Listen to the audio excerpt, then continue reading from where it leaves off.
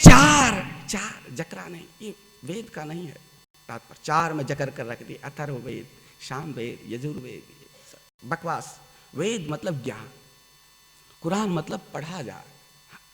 कुछ भी पढ़ो वह कुरान है, कहीं से भी सीखो वह ज्ञान है। जो सीखे उसको संस्कृत के भाषा में कह दो यह वेद, मैं वेद पढ़ रहा हूं। दूसरा हक, उसे पढ़ो, पूजो नहीं, पढ़ो। सिर्फ श्रद्धा रखो नहीं चलेगा, उसे समझना भी होगा।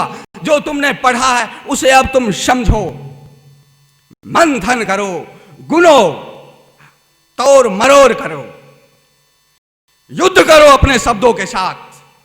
सत्य असत्य को छांट करो, सही है गलत है, समझो। समझना होगा तुम्हें। नहीं समझते हो तो तुम्हारा कुरान पढ़ना बकवास हो गया। नहीं समझते हो तो तुम्हारा वेद पढ़ना बकवास हो गया। नहीं समझते हो तो गीता की कौड़ी मूल्य भी नहीं है। नहीं समझते हो तो दुनिया के सारे धर्म ग्रंथ बकवास है। कि तुम कुरान को नहीं मानते हो, तुम अल्लाह को नहीं मानते हो, तुम रसूल को नहीं मानते हो। कुरान को कौन मानेगा? कुरान को मुसलमान कुरान पढ़ ले हो जाएगा मुसलमान, या आप वेद पढ़ लोगे तो हो जाओगे आप वेदी पाठी। है 5 हक है कुरान को पढ़ने के लिए। जिसके पास 5 हक है वह कुरान पढ़े, वह कुरान को समझे। पहला ईमान को लाओ कुरान पढ़ने से, बड़ा ही अमूल्य शब्द है। पहला ईमान लाओ। अरब में कहा जा रहा है 5 हक, आपको नहीं कहा जा रहा कि रामचरितमानस को पढ़ो तो पहला श्रद्धा रखो, गीता को पढ़ो तो पहले श्रद्धा रखो, वेद को पढ़ो तो पहले श्रद्धा रखो। ईमान। आपके बच्चे पढ़ने में क्यों कमजोर होते? क्योंकि किताबों में आप ईमान नहीं लाते, श्रद्धा नहीं रखते। इसलिए बच्चे जिसका श्रद्धा ना हो किताब में, वो किताब किस काम का? वो तो पन्ने पलटता रहेगा। जब भाव ही नहीं है, जब किताब पढ़ना ही नहीं है, तो फिर वो किताब ज्ञान कैसे दे सकता है? दुनिया का किसी भी किताब को पढ़ने के लिए आपको श्रद्धा रखना पड़ेगा, भाव बनाना पड़ेगा, तभी उस किताब को आप पढ़ सकते, तभी उस किताब से आपको फायदा मिल सकता, लाभ मिल सकता, अन्यथा नहीं मिलेगा। इसलिए पहला शर्त कुरान को पढ़ने के लिए, पहला हक, 5 हक में पहला हक, कुरान को पढ़ो पर श्रद्धा रखकर, ईमान लाकर।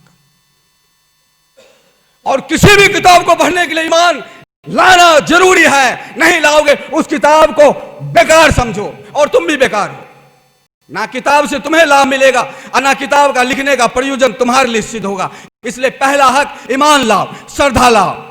जब श्रद्धा आ जाए कुरान पर, जब लगे कि हां कुरान हमें ज्ञान के लिए पढ़ना, जब लगे कुरान से मुझे बहुत कुछ सीखना है, जब लगे कि मैं कुरान को पढ़ूंगा, तब कुरान के पहले पन्ने को खोलो, हाथ जोड़ो और पन्ने को खोलो। जब लगे कि गीता सही में मुझे पढ़ना है, ईमान लाओ, श्रद्धा लाओ, फिर गीता के पन्ने को पलटो। नहीं तो एक देसी कहावत है, काला अक्षर भैंस बराबर।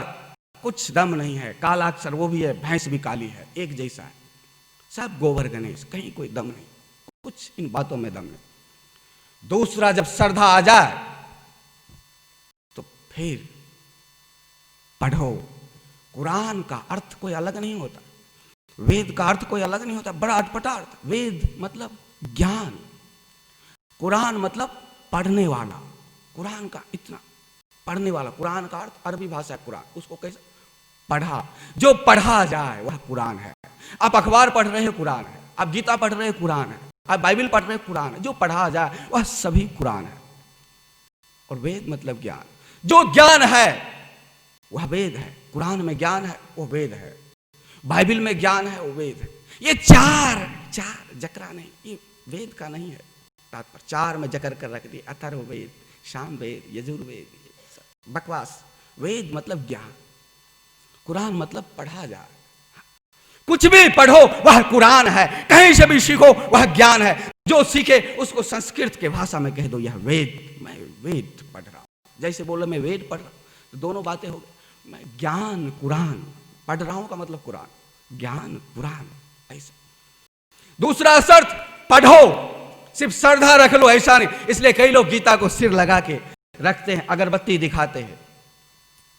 कई लोग वेद को भी अगरबत्ती दिखाते, कई लोग रामचरितमानस को अगरबत्ती दिखाते। नहीं, श्रद्धा भर से काम नहीं चलेगा। ईमान लाए हो तो अब पढ़ना पड़ेगा। दूसरा हक कुरान का है, और ये सभी दुनिया के प्रत्येक धर्म ग्रंथ, दुनिया के प्रत्येक किताब पर लागू होता है। दूसरा हक, उसे पढ़ो, पूजो नहीं, पढ़ो पूजो नहीं, पढ़ो, हो गया पूजा, श्रद्धा रखे, पढ़ो। कई लोग गीता को पढ़ते चले जाते, कई लोग पारायण रख लेते, कई लोग 9 दिन का पारायण रखते, कई लोग रामचरितमानस का पारायण रखते, एक अक्षर का भी उन्हें बोध नहीं है, पढ़ लिया, श्रद्धा रखे, पढ़ लिया, कुछ नहीं पता क्या गीता कह रही है, क्या रामायण कह रही है, क्या वेद कह रही है, क्या कुरान कह रही है, पढ़ भर लिया। तीसरा हक, सिर्फ श्रद्धा रखो नहीं चलेगा, सिर्फ पढ़ो नहीं चलेगा, तल्लीनता, गहराई में जाओ, तल्लीनता, ध्यान से पढ़ो, एकाग्रता से पढ़ो, मन को भटकाओ नहीं, विचारों में ना खो जाओ, दीन दुनिया में ना चले जाओ, जो पढ़ रहे हो जहां पर हो वहां पे आ जाओ, शांत हो जाओ, क्योंकि तुमने श्रद्धा रखा है, इसलिए श्रद्धा रखा है, तुम्हें शांत होना पड़ेगा। अब तुम पढ़ रहे हो, तुम्हारा समय जा रहा है, किताब के पन्ने पलट रहे हो, और तुम तल्लीनता नहीं रखे, तल्लीनता रखो, गहराई रखो, फिर पढ़ो कुरान को। ये कुरान को पढ़ने का तीसरा हक, पढ़ लिया, तल्लीनता भी रख ली, गहराई से पढ़े, शब्द याद हो गए। इसलिए कई लोग आपको, आपके गांव में कई लोग मिलेंगे, गीता का 700 के 700 श्लोक उसे कंठस्थ याद है, पढ़ लिया, याद भी है, तल्लीनता भी रख लिया। कई लोग ऐसे मिलेंगे जो हनुमान चालीसा आदि चलते चलते पढ़ते रहते, कई ऐसे मिलेंगे गायत्री आदि का मंत्र तो उन्हें याद ही है, तल्लीनता भी रख लिया, श्रद्धा भी रख लिया, पढ़ भी लिया, हो गए, नहीं काम चलेगा।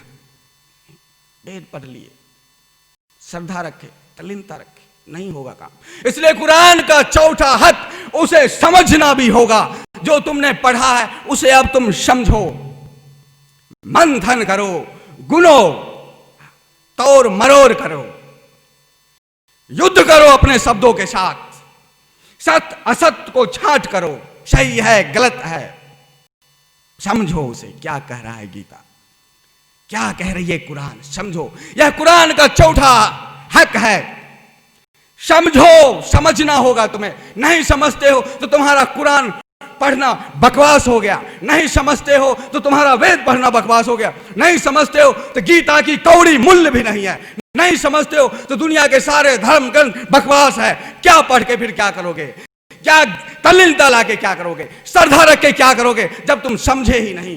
तुम्हें समझना होगा, ये चौथा हक है कुरान पढ़ने के लिए। और मैं कहता हूं दुनिया के तमाम किताबों पर यह हक है, उसे लाना पड़ेगा, हक समझना पड़ेगा, नहीं तो बकवास हो जाएगा, नहीं तो नंगे की भीड़ में सब शामिल हो जाएंगे, सब जय जयकार करेगा, फिर समझेगा नहीं तो कुछ से कुछ अर्थ निकालेगा, गहराई में नहीं जाएगा। चौथा हक समझना होगा, और जब तुम समझ लिए हो